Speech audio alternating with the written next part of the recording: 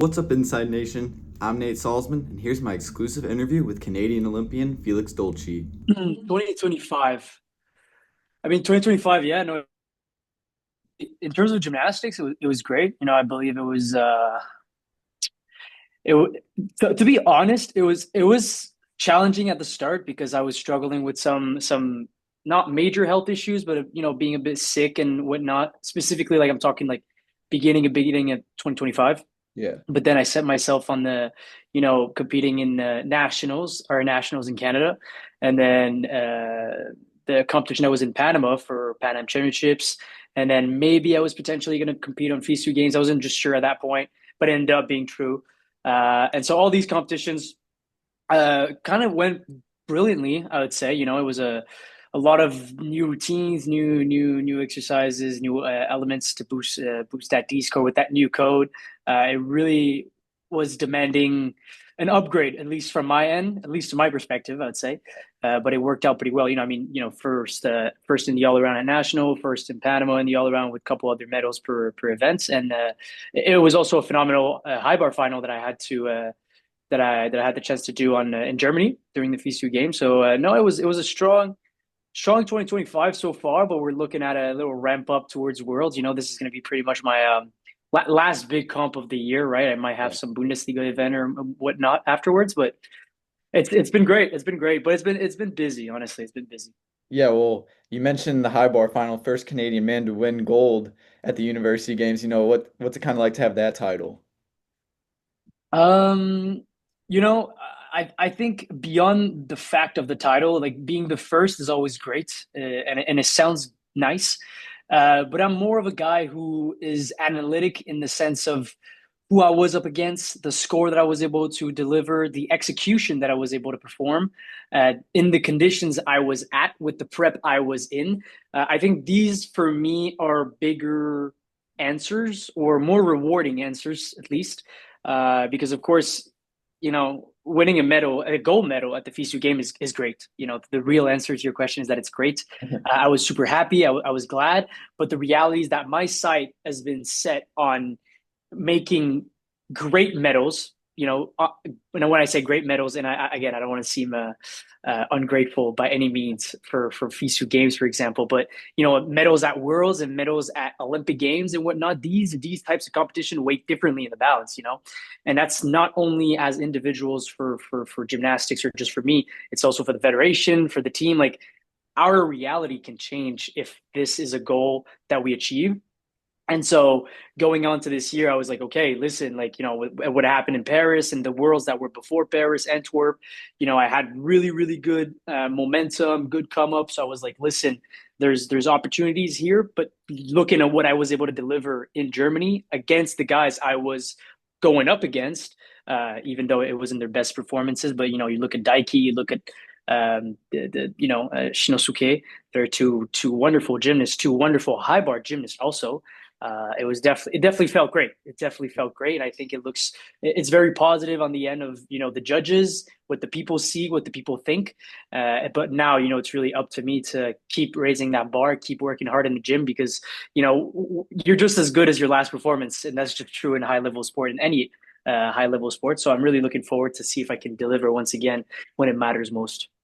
Yeah, well, So you mentioned those worlds 2 years ago, and just like you, along with the other guys that have been kind of coming up with you, have really brought Canada back to the forefront. You guys qualified to Paris. So take me back to that moment 2 years ago. You guys had such a great performance in qualifications, where I was able to get that spot to Paris. What did it feel like to be like, hey, we kind of made it and we did it? yeah, man. Honestly, I've had the chance to live so many great moments in my career and winning some medals at a young age, but this feeling, this competition was probably the pinnacle. And even if I take into account, the experience at the games themselves, which were absolutely unreal, completely, crazy. But I think this specific combination, if we were to qualify the amount of pressure that was on the balance at that moment and the relief that we felt after this subdivision. Oh boy, I'm telling you, I was I, I was lighter. I was much lighter after this comp. and the feeling was unbelievable. You know, it was so great to say that we've made it. And of course, like it sounds like we made it, but like there's always another comp, and then it goes by, and then it's like the next year, and then it's like there's another cycle, and there's other games. It never really ends. So there's no such thing as we made it, but like I remember me and my friends, my people, because now it's beyond teammates. You know, these are friends, these are like family members, speaking about this. You know, on a daily basis, whether during training, after training, in the gym, out of the gym, saying that we wanted to qualify teams, said that that moment would be the moment. It Well, was great. what can you kind of say about your Canadian teammates? Because in Antwerp and in Paris, you guys kind of seemed like you kind of worked as an entity and it was all just for the team. It was all kind of one person, it felt like. So what did it kind of be like to, share all those experiences with them and the successes as well? I think it's great. You know, I think it definitely makes a certain strength for us to be very close, because the reality is that most of the at least like the A team, we'll call it like that. You know, the biggest part of the A team usually trains together every single day under the same club, under the same coach, Yeah. which makes for a very connected bond between each other. I think it can be a very big strength, but it can also, to a certain extent, at a certain point in time, be a bit of a weakness, because I believe we can also become used to that energy, and it doesn't pop as much. Because I mean, the reality is that there's no perfect world every single time. I think it's definitely more of a strength than a weakness at any point. Yeah. But it's something special to be able to share those moments every single day. You know, the good ones and the bad ones together, as we go through the most stressful moments of our lives, or biggest competitions of our lives, or biggest accomplishments of our lives. But I think it's interesting the way you mentioned it, right? Because like you said, we kind of like move as one, or we're like all one, which is also very true. But I think one thing that we definitely need to work on is actually also understand as a group and as a federation that we only rise as a team strongly when we are strong individually, because in gymnastics we can say whatever we want. When we go up on the event, it's only me that lift my arm up, go, and it gets judged, and it's only one other guy. Like, I realistically, he can't do the job for me, I can do the job for him. So it's really an individual job that amounts to a combined score. So I believe it's important to put put some weight on the individuals themselves to deliver whatever they need to deliver in order for us as a country to get to the next level. Because like we said, we've done some absolutely incredible thing, I think, in the last 2-3 years. I definitely believe that we were able to step up Canada tremendously on the men's side, and we want to keep it that way, and we want to go even beyond, because I believe we can go beyond. But for that, I think we need to understand that every single individual need to have that vision for themselves first. And then if everyone's like, I see myself at the top, then everybody will drag the team at the top, and ultimately the team will be the top. So that's really how I see it. But I think it's a beautiful thing, to be all very bonded together. Yeah, well, you also had a great Olympics, making the all-around final, going to the team final. What was kind of your favorite part of the Olympics in competition, and then what was something you enjoyed outside of competition? Hmm. In competition, honestly, in competition, I think it was like the dream, because for me, the games, like the Olympic Games, just the word themselves were like a big part of my life. I think practicing gymnastics at a young age, and every single time you go to a every single time it's like when it's your birthday and you blow the candles, or it's like New Year and you make a wish. Like, for me, every single year, those wishes were the games, Yeah. all the way up until I was a man. So since I was a kid, all the way up, I turned 18, and then 19, all the way to 22, until I made it to the Olympics. And so I think for me, being there and seeing the rings like on the floor, on the walls, and just being like, yeah, that's that's I'm here. Like, that's the dream. Like, ultimately, I was like the pressure was one thing, the desire for results was also another. But I think soaking that in, and I really did, soaking that in comp, looking around, seeing like 20, 30,000 people, I don't know, looking at you, cheering you on, seeing the guys like going all out at the games. It was just it's savage. It's like a jungle, and it's crazy. It's like raw. It's hard to explain, man. Like raw performances, just desire, pure ambition, and seeing that was beautiful. Whether it came from me or from the other guys, mixed up with that crazy amount of pressure. To be honest, of course, but it was crazy feelings, crazy feelings. So I think that was definitely the my highlights in competition. Doing what I love in those circumstances. But outside of it, that's a good question, man, because I feel like the inside took most of my attention and Yeah. energy. But I would say, outside of it, I always love, so I can't really speak for the other countries, but I always love the vibes that Team Canada kind of share for us as athletes. We always, I mean, every single country, they have like their own towers, their own rooms, their own little spaces in the village, outside of the competition venue or hall. And for a guy like me that had the chance to compete for Canada for multiple games, I did Commonwealth Games, Pan Am Games, and all FISU Games, and Olympic Games and Junior Olympic Games, and all these games. I was able to experience that multiple times, and I feel like outside of the comp themselves, just being with Team Canada is such a vibe. Like it's such a cool thing to be surrounded by other athletes, and I'm sure it's the same for many other countries. But it's an experience that we as athletes don't get to have, like don't get to go through very often. It's like I always hang out with gymnasts. I always see gym in training camps. It's gymnastics mostly, right? Which makes sense.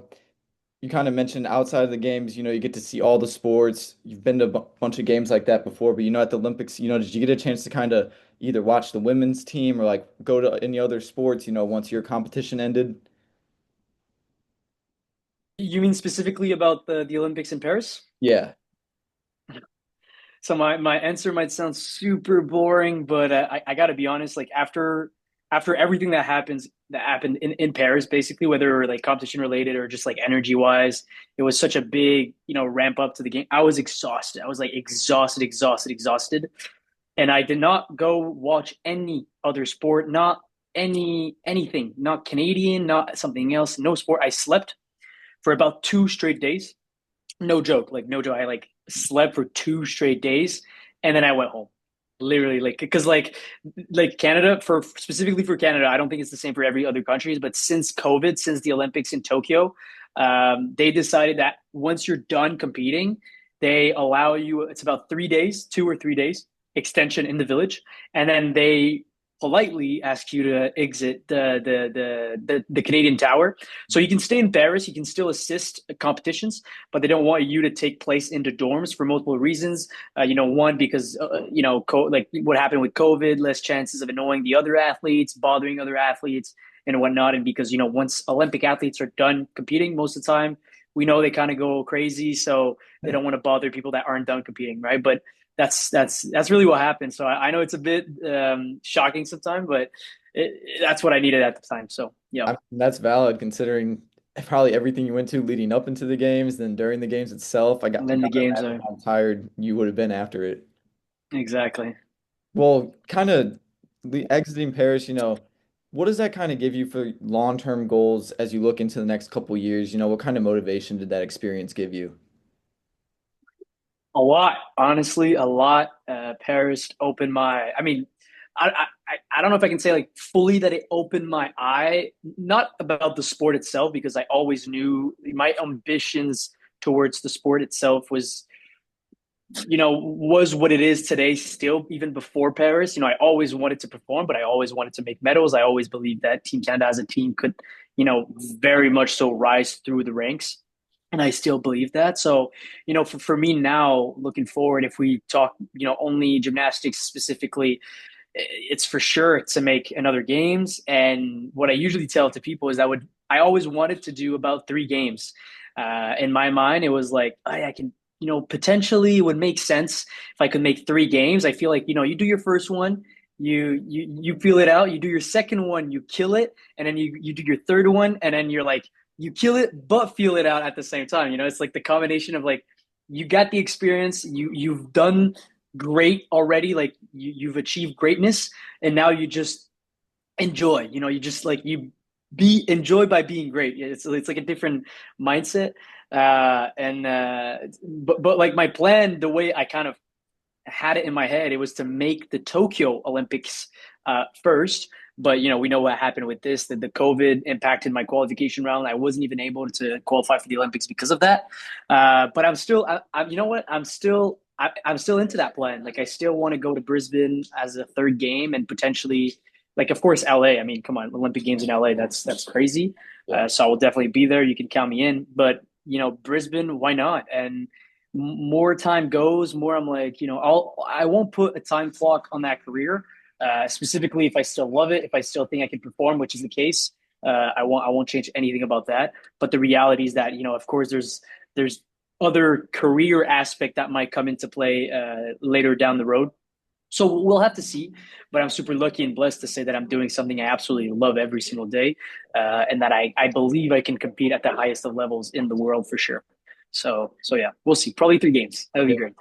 That's awesome. Well, I wanted to ask you about, one thing we've kind of seen in the last couple of years, a lot of gymnasts have started to use social medias in, different ways, unique ways. You see guys like Frederick get a huge following, and you're one of the guys too that have gotten a large following on social media. So do you kind of see that as a way to elevate the sport, grow the sport? What's kind of your strategy behind using social Mm, media? mm.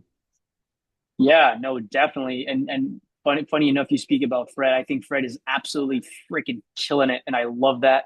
I want to see all the guys doing this because I believe changing the sport nowadays would most likely start from this because the reality is that a sport with the only other way it can change or grow is by having the federations making moves, having the FIG making moves, and changing the sport, making it more enticing. Well, we know that gymnastics has never attracted the same amount of eyeball as soccer or basketball or these other professional sports, and it's super hard to compete. And so I think social media is the best way to impact a mass amount of people. And I believe that not only it's great for the sport, but it's great for individuals because in the end, everybody in gymnastics doesn't really matter what country you're from. Everybody's trying to make their little breadcrumb and survive and make it professional and learn a bit of money on the side. And I think social media is also a perfect way to do it. I think it's also a perfect pathway to an after career eventually. If you just want to showcase a bit of your gym, but potentially, I don't know, but there's so much out there nowadays. It's like whether you're an entrepreneur or whether you want to go to a specific career, uh, you can do social media. Like they people do social media, in any other aspect, and that's just how it is. So I don't see why not. I see, what I would actually and what I actually do on a daily basis is when I speak to other younger athletes or other gymnasts or other athletes in general, whatever the sport is, of course, I push the idea of social media, but I don't think it needs to be forced. I think people need to do something they like doing. I've always, for example, been like some kind of a goofy, funny guy in the gym. Like I like to have fun. I literally have two moods in my life. It's either like I'm fully dialed in, focused, I don't speak, I don't laugh, I don't smile, or it's like I joke around and I have fun. And sometimes like the gym requires me mostly to be very serious, very, you know, focused and intense in my work. And I love to show the other side of my personality sometimes when I can. I love to, be, use these aspects to do something I actually do love genuinely and combine this with the sport that I also do love. I feel like that's beautiful, right? So if you're a young gymnast who wants to share whatever on social media, I mean, I'm all for it. And specifically with gymnastics, come on, man, you're doing flips on a high bar, catching the bar, doing dismounts. Like these are like Superman move right there. I mean, don't get me wrong. All shout out to these gym bros. They're doing great. Girls doing great. But it's like, I mean, come on, the kid's been training for a decade and he's not getting no recognition. That makes no sense to me. That makes no sense to me. So I feel like they definitely have an edge on a multiple aspect. And if they implement that to whatever they're doing, it can only be beneficial in the end. That's what I believe, Yeah. at least. But I mean, you it's a guys beautiful way for Canada and everybody to keep rising. Yeah, you guys share like such a unique experience being able to do something that the average person cannot do. So it makes sense why so many of you have been able to get such a following, pretty easily on social media because it's not something you see too often.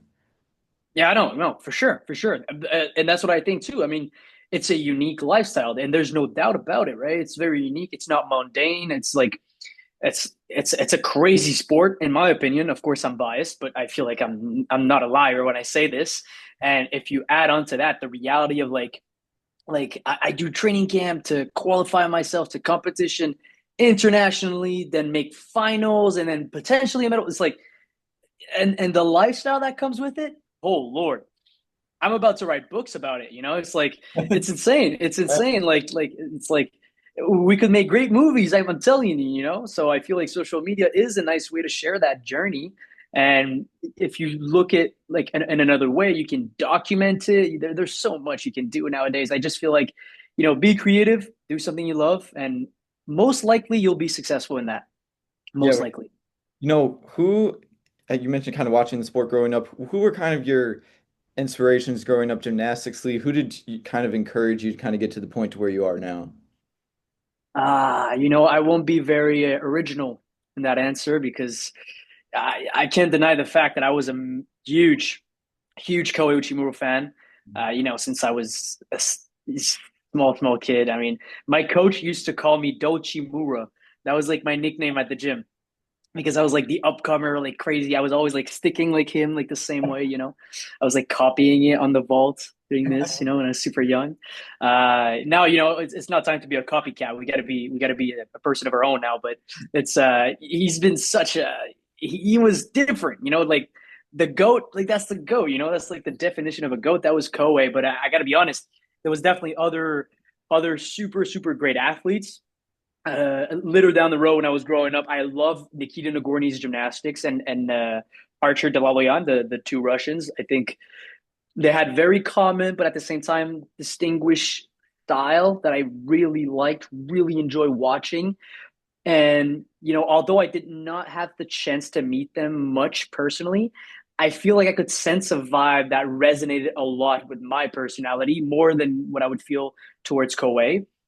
And that's something I really liked and I could kind of attach myself to.